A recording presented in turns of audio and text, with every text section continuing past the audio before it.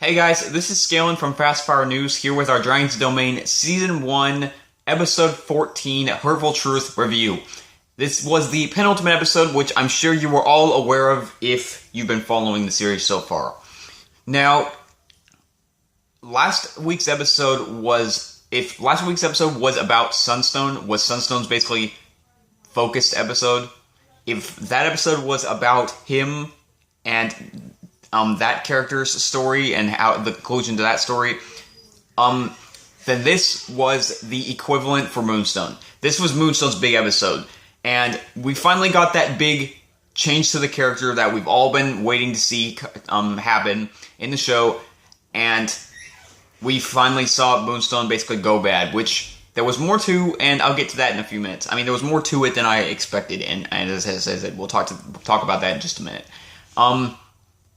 Now, this week's episode was mainly about that. The big focus was Moonstone and his change and what he was doing, and the only other thing we really got besides that was the rest of the cast of characters, basically Starstone and Squirrel and Crystallis and Wizward, looking for the orb after it went missing in the end of the last episode. So that was mainly the two focuses, and it was mostly all about Moonstone. So there wasn't really much else to this one, and that's fine, because that's really what I think they needed to put their focus on heading into the season finale next. So, starting off,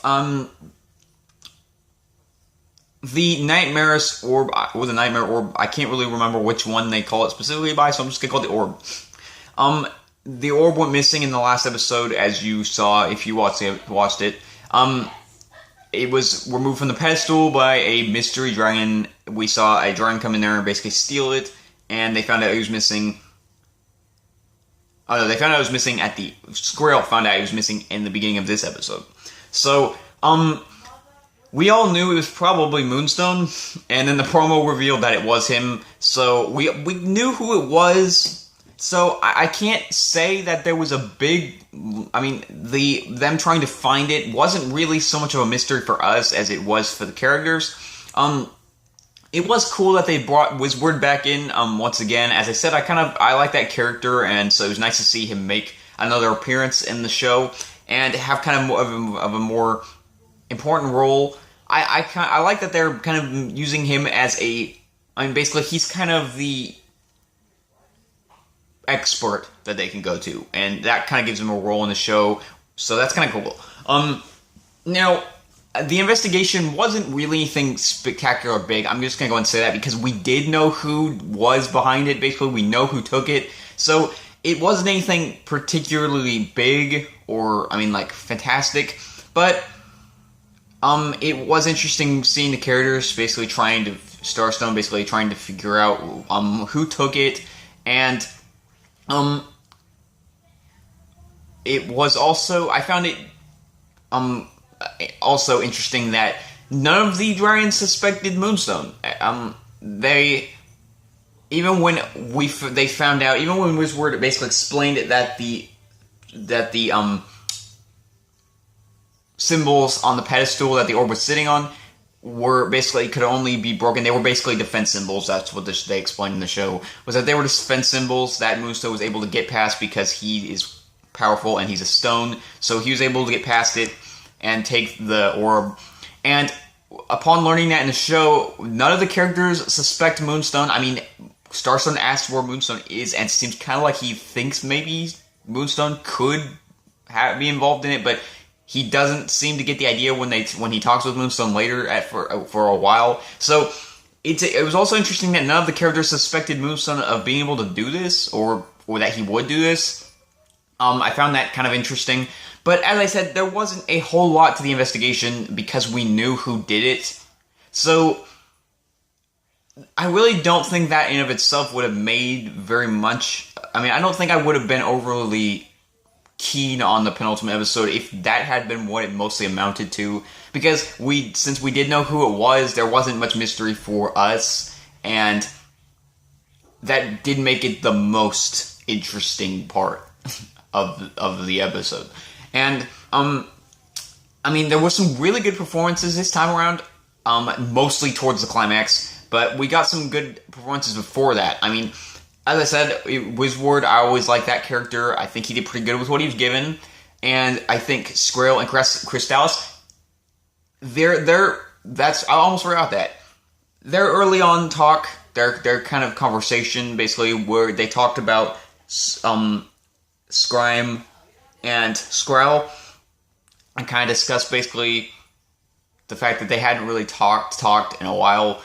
It was nice getting to see those characters kind of bond again. I was sort of thinking, like, I'm wondering kind of why they're bringing this up now. Not in a sense like that I didn't think that they should do it. It's like I felt like there was a lingering sense that there was a reason that they were like that scene that scene was included, and it was kind of I think a foreshadowing to what happens in the climax, which I'll get to in a second. You know, it was basically already if you saw the episode, but there was but even if they left that out, it was still nice getting to see the characters kind of bond. I think that their relationship, Crystallis and Squirrel, has been one of the better ones in the show.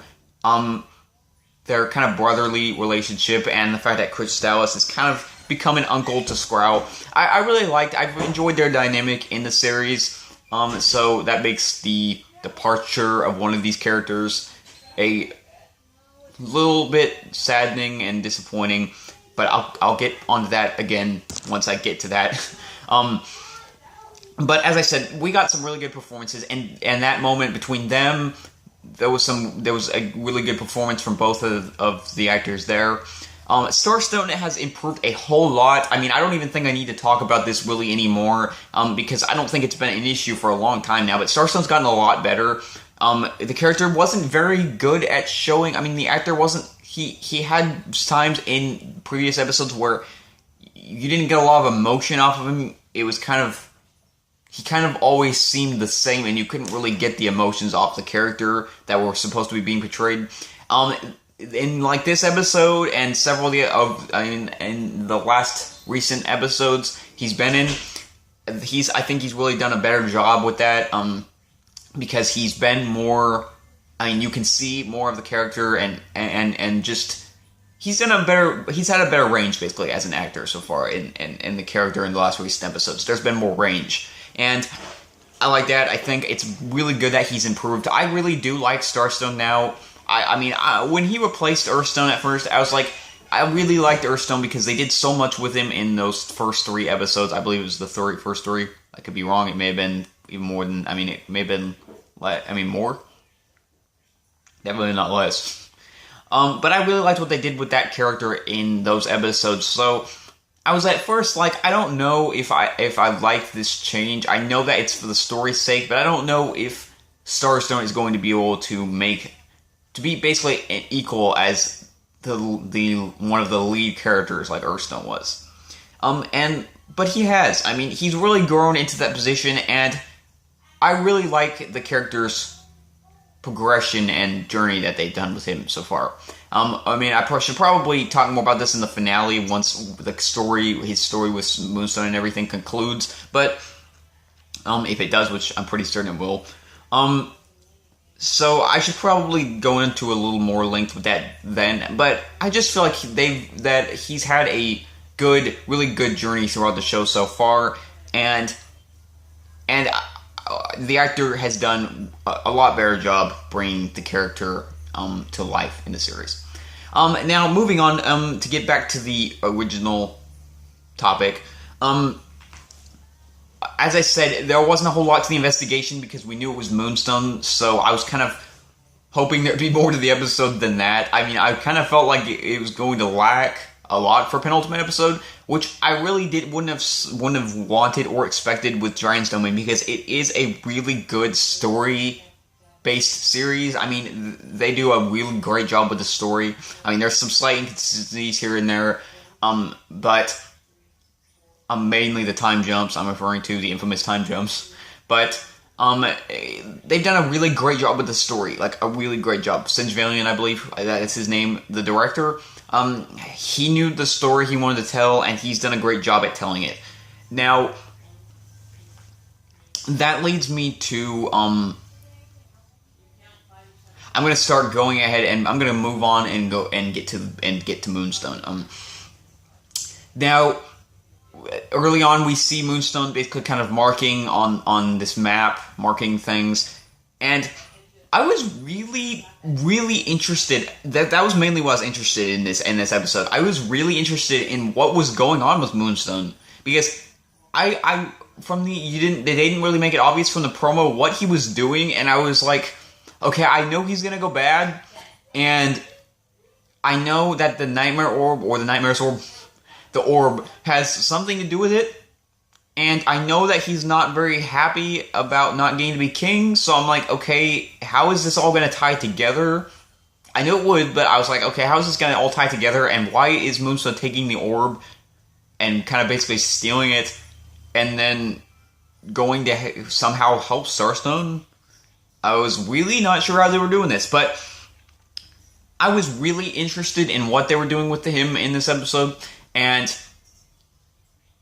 the result was a lot more compelling than I had expected from the beginning of this season, knowing what they were going to do with Moonstone. I'm trying to decide if I want to get to the core of, well, basically how I feel about the whole big change to Moonstone, or if I want to talk about everything leading up to that first. I'm not sure. You know, I'm going to talk about Squirrel real quick first. Now, I already discussed basically the fact that Squirrel has some good moments with Crystallis. He had a brief moment with his son that I recall early on in the episode, when basically he told him that, well, kind of gave him a vague explanation of what was going on. So there were some good character moments to Squirrel, and he was mainly just kind of helping try to figure out what happened to the orb, and that wound up leading to the end where he wound up basically dead. Now, what happened is, I mean, I'm sure everyone has seen it, but what happened was the orb, the darkness and everything spread out of it. Like, I'm pretty sure, like, basically it's dark energy and all, and basically the power that comes from it and all that. You get the idea. It spread out and was going to hit Squirrel's son, and he basically tried to go out and stop it, and stop it from getting to Squirrel, or get Squirrel away from it. Squirrel. He was basically going to either go get Squirrel away from it, or he was going to try to. I don't fully know. I can't really remember quite how that went.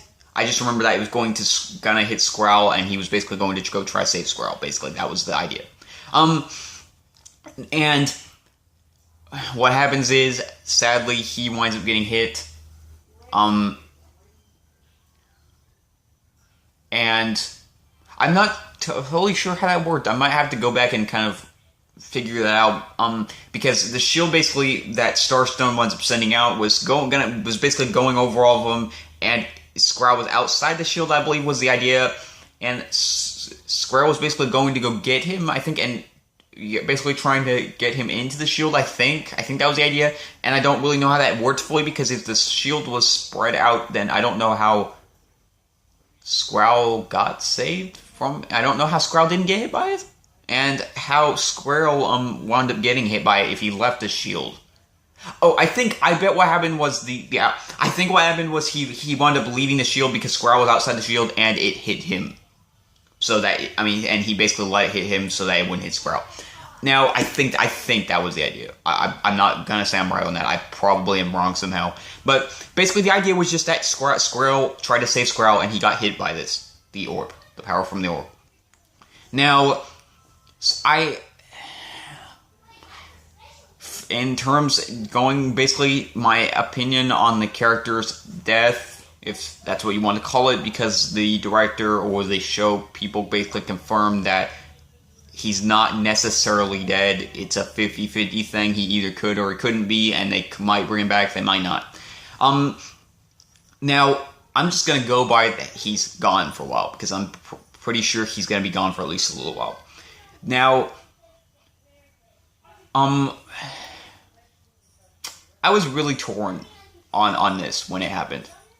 Now, as for the moment itself, the moment was fantastically done. I mean, it was as emotional, the death was as emotional as they come. They picked a really good score for the scene, and it was really sad. It really made you feel sad when it happened, because Squirrel has been a really well-developed character in this show, and knowing his relationship with his son and with Crystallis, it was really sad what happened to him.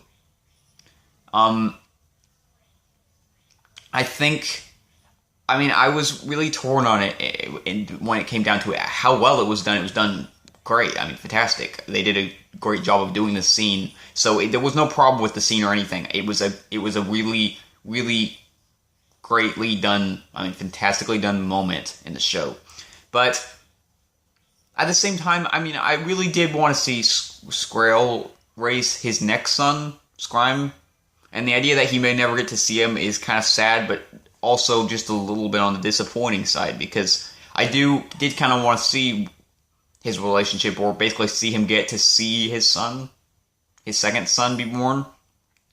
I'm having a hard time deciding whether or not this is just my own personal disappointment, or whether or not there was it was basically any issue with the show, which I really don't think it was, honestly. I think the only issue with the departure of this character right now was the fact that I feel like maybe they should have done something a little more with him in this episode, or the one before, or something around this time, a little more with the character before he basically bit the bullet, if they were going to get rid of him right now, because it would have been nice to see something bigger done with him before he was gone. So I really do kind of wish that there was this small sense of feeling like there should have been something bigger for him before this happened. Something bigger for the character before the farewell, basically. Now, there is a chance he could come back, they said so, and I would like to see him come back if they decide to do it. I just hope they do it, and, they wind up finding a good, reasonable, or solid way to bring him back if they do, because, they did do a good job with the scene and basically what the feelings that this brought of the idea of this basically being a consequence of Moonstone's actions is a good one. So if they find this, this was a good way for Moonstone's actions to have a consequence. So if they're going to bring him back, they need to find a good way to do it at some point. They can't just bring him back. It has to be more than that, I guess, is the idea. Because I don't want this to basically be a cheap death. So, that was the best thing I think about it, was that it was Moonstone's actions that caused this. I like the fact that what Moonstone did, what I did like about this decision, was that what Moonstone did caused this consequence to somebody other than himself, who had nothing to do with this, and Squirrel basically lost his father because of Moonstone's reckless actions. So I like the fact that they decided to make there be consequences to what Moonstone did. That was the best thing I think about it, is that they didn't just make this happen. There was a dramatic, emotional consequence for the character's choices. Now, going on to Moonstone himself, as I said, hopefully they bring back Squirrel at some point. If they don't, okay, I'm kind of sad to see him go. There was more I would have liked to see from the character, but if they don't, they don't. And this was a good way, I guess, it was a sad way, of course, but it was a good way to do it, as basically a major character basically getting meeting their demise because of Moonstone, basically the big bad's actions. So yeah, anyway, moving on to Moonstone, I should probably go ahead and get on to basically the big change for that character. First of all, when Starstone basically goes off to find Moonstone to figure out where he is, we got this we got the Moonstone, basically the very first scene of Moonstone, basically telling Starstone that he came up with this new idea to help him. Now, that whole talk with those two characters was awesome. I mean, that was great. They did a great job with that scene. All of the scenes of them talking and discussing basically Moonstone's plan. I mean, they did a really good job, because this didn't go from, oh, you're not going to let me do this, I'm mad, you should let me do it, now I'm going to do this on my own. There was really a really slow building tension and build up to that final moment of Moonstone saying he wasn't going to give him the orb back, and he was going to go do this either way, regardless of what Starstone wanted. There was a really, really, really good build up, a really slow burning tension that built up to that moment, and the dialogue was some of the best they've had in this show, definitely, by far. So that was a great scene between the actors' performance and the emotions they showed during that scene, and the really good building of momentum and tension that they did. I mean, that was a really, really well done scene, and probably easily one of my favorite scenes in the entire series. Their whole discussion leading up to that moment of Moonstone leaving to go carry on with what he was going to do. That was one of my favorite scenes in the show, and they did a really good job with it. Now, as for Moonstone, basically after that, what the rest of going from there was Moonstone going back to the cave to basically finish what he started, and Starstone and Squirrel and Crystallis all going off to stop him. Now, as for Moonstone's change, I'm gonna go ahead and discuss that, because that's what the big focus of this episode was. As for Moonstone's change, and the characters, the direction they took with the character, when Rhine's Domain started, I really didn't like that idea. I'm just gonna go flat out say this. I did not like that idea. I didn't like what they were gonna do with him. I didn't care for the fact that it felt like a ripoff of other things we've seen before in other shows or other stories, and it didn't seem like there was didn't seem like there was anything unique to it, and it felt kind of like it was going to be forced the way they were doing the story, and it was predictable, and I just didn't feel like it was a good direction for the show. But now I have totally changed my mind. It wasn't Moonstone getting jealous because he wasn't king and going evil. That wasn't it. There was more to it. There was so much more to it than that. There was, first of all, Moonstone basically accepted the fact that he wasn't going to get to be king, and all he wanted to do was prove he could be somebody, basically that he was king material. That's all he wanted to do, was prove he was king material. That's why he stole the orb. It wasn't him basically stealing the orb to, like, now, fine, if you won't let me be king, I'm going to basically make myself something more powerful so I can rule everything and you just can't do anything about it.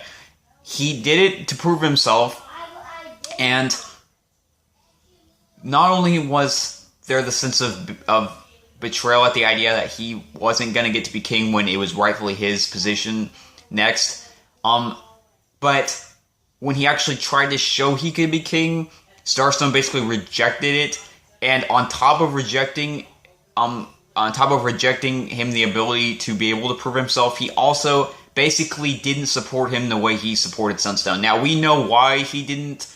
I understand why Starstone did what he did and why he chose to do what he did, because Earthstone had to stop the Nightmares originally, and they couldn't take the chance, knowing what Nightmares was capable of, that it could get out again. So I understand why Starstone did what he did, but in the sense of understanding Moonstone, you really did grasp why he felt betrayed and why he was upset. And then the fact that he did what he did was more just a sense of desperation and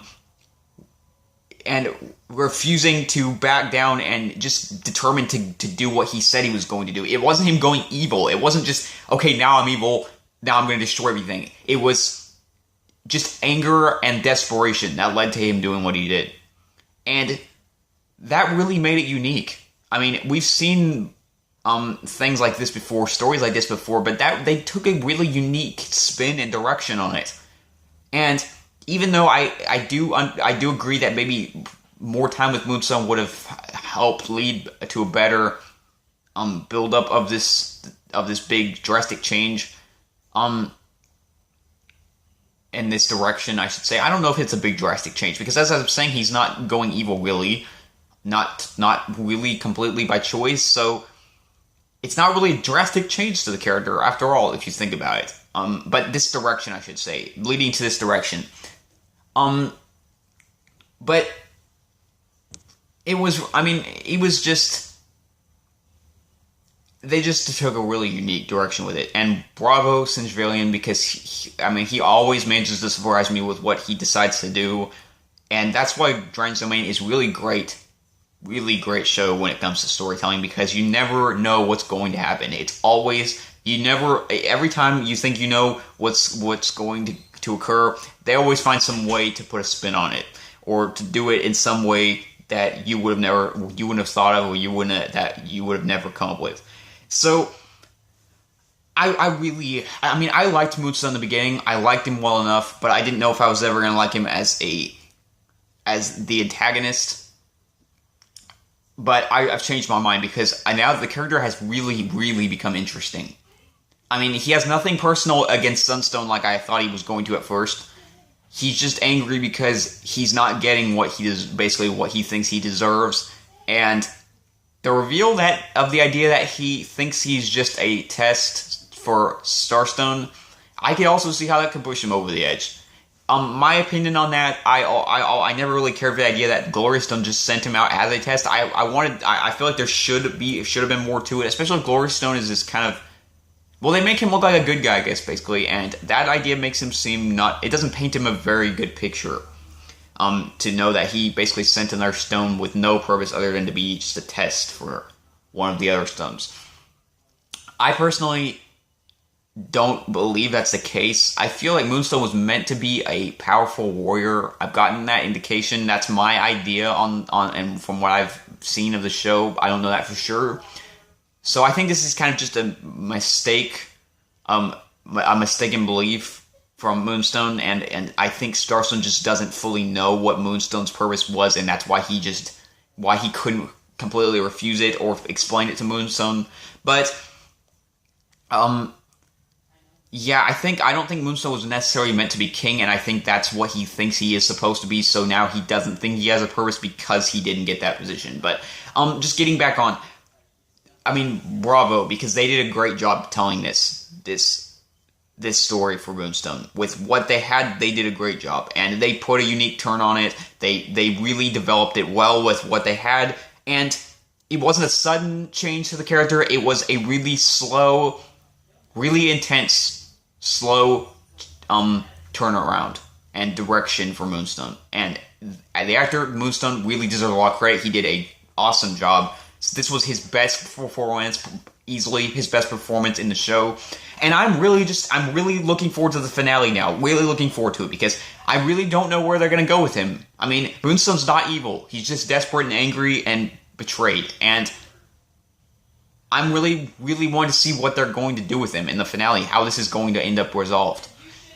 There's a lot of potential for it. I mean, they did, as I said, awesome job. So, the climax in of itself, we didn't get a lot of action this time around, and it didn't need it. I mean, the story was more than enough once they got to the big focus of the episode.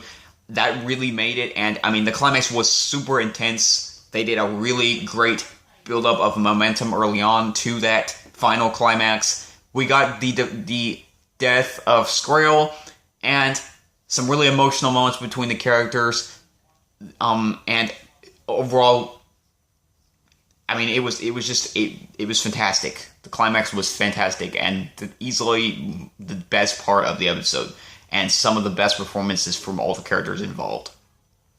So, I also like the direction this takes for Starstone, because Starstone is basically, all he knows is what he's been taught from Earthstone, and Earthstone was never put in the position of having basically one of his of his own, basically, do this, something like this. So this is basically a new thing for Starstone, and he's not going to fully know necessarily how to handle this because he's never had anyone who had experience with it. So this is an interesting direction for all the characters involved. I mean, just even like Skrell's departure from the series right now, that's the direction that could take with Skrull and Crystallis. There's just so much potential that they can explore with this, with all that happened in this episode. And I mean, I'm more interested than ever in the series right now. More interested than ever, and so much more interested and invested in Moonstone and his story than I ever would have thought I would have been in the beginning. So yeah, I mean, this was a successful penultimate episode, and I'm super excited for the finale. Now, this may have not been the, like, super intense, relentless, action-packed, kind of same penultimate episode we got with Turbo Trixie. I guess what I'm saying, the climax was definitely intense, easily. But this one was just more about telling these characters stories that led up to this big moment, and this was its own thing. It wasn't the same as Turbo Trixie, but it was its own thing, and with what they had, with what Singe Villian wanted to do, he did well. So I'm gonna go ahead and give this episode I'm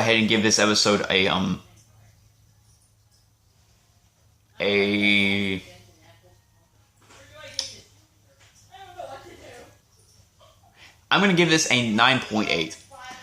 Because I don't think I don't think the investigation fully kicked it into a full 10. I think that the early half of the episode wasn't anything super fantastic, and I think it was mostly the climax and everything with Moonstone that really got things going. So I'm going to give this one a 9.8. I think that's fair. 9.8 for amazing.